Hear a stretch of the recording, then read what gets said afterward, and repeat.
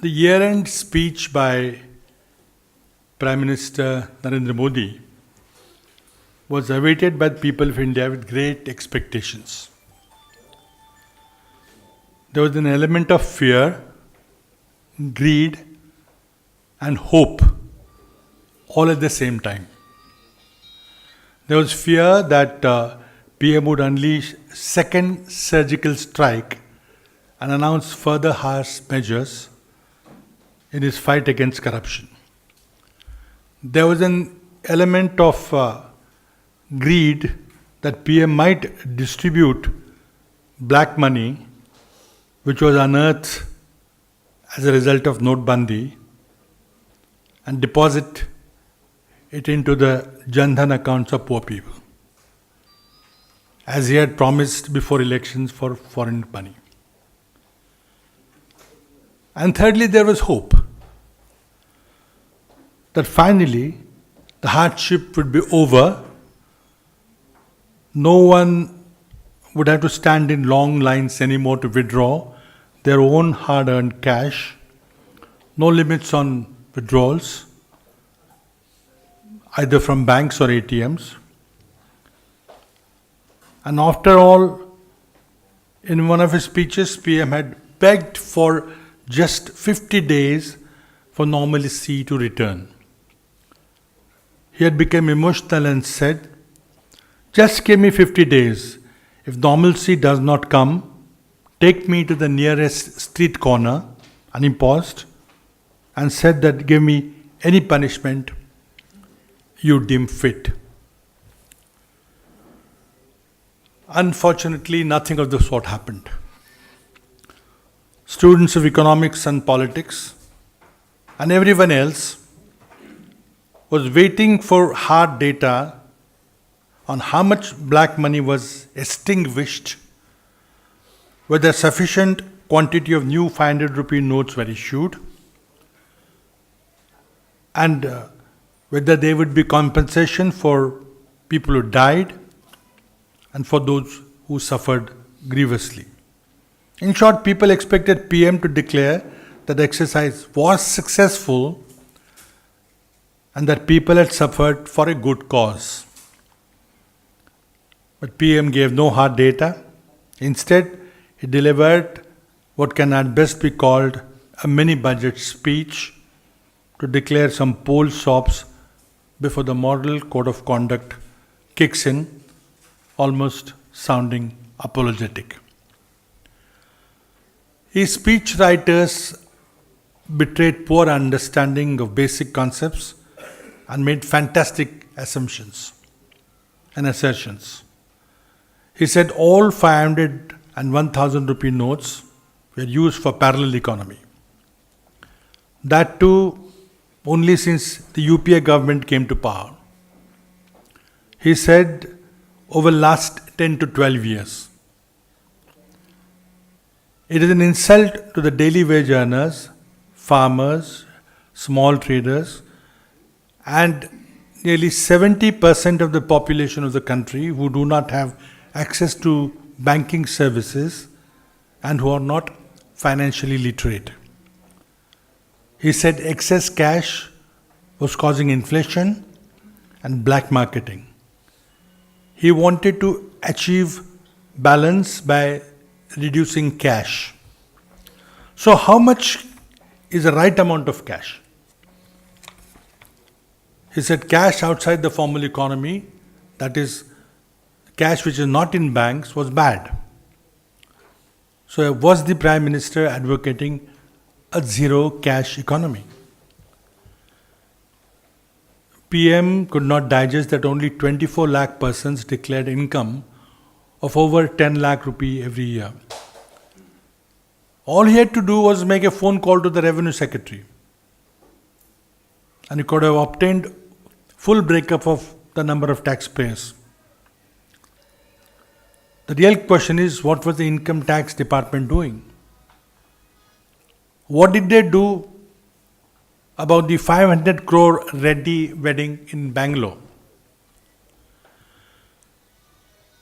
PM took credit that so much cash was deposited in the banks.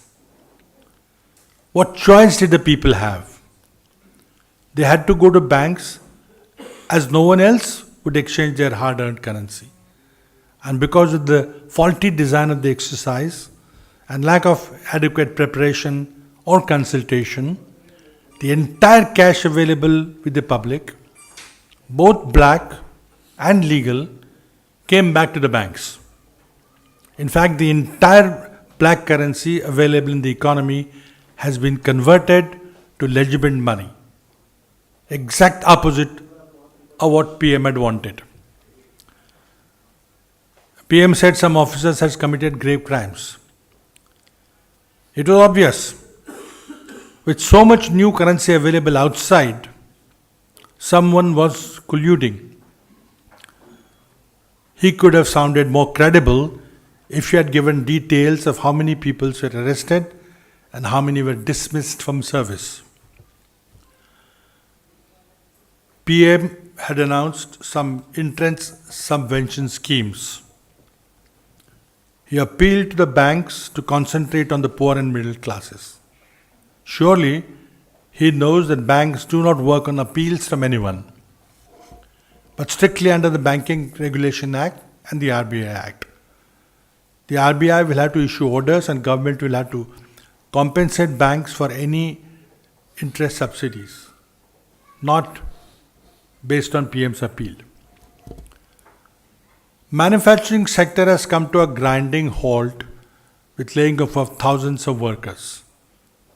In the month of December, service sector PMI has plunged to a 3-year low of 46.7. Additional working capital promised by Prime Minister is not practical as banks have strict financing norms. Obviously, PM has not consulted RBI.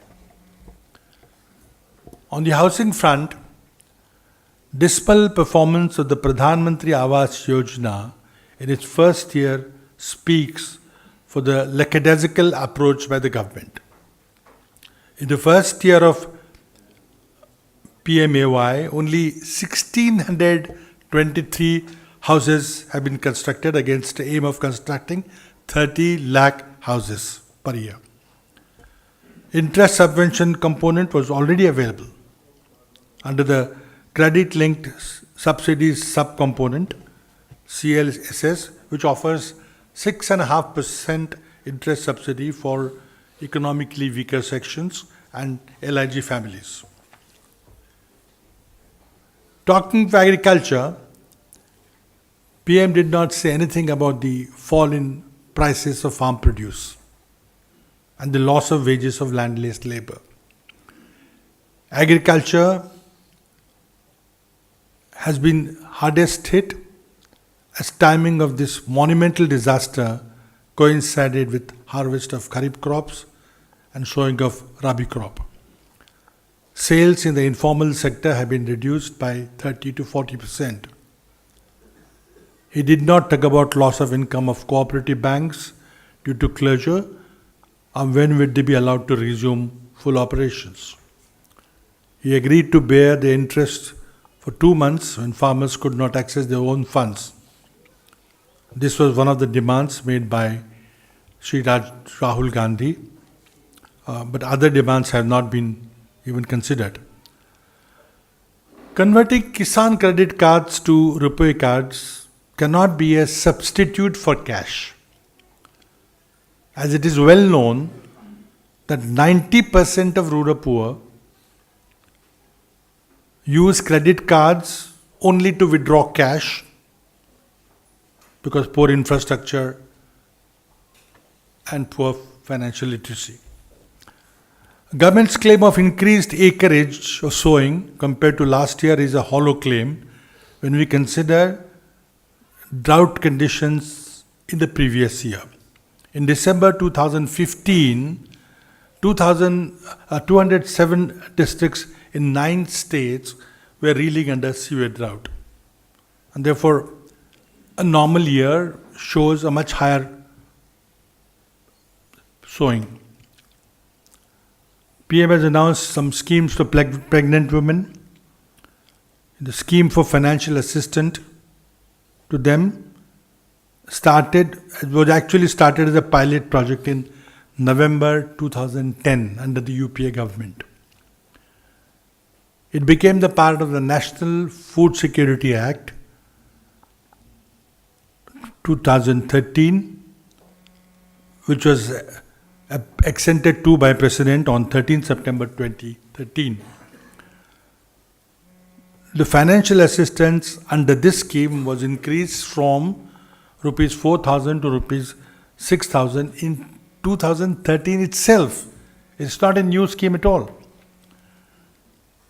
On the whole, Prime Minister's speech yesterday was full of jingoistic appeal wrapped up in nationalistic fervor, comparing demonetization with external aggression against the country.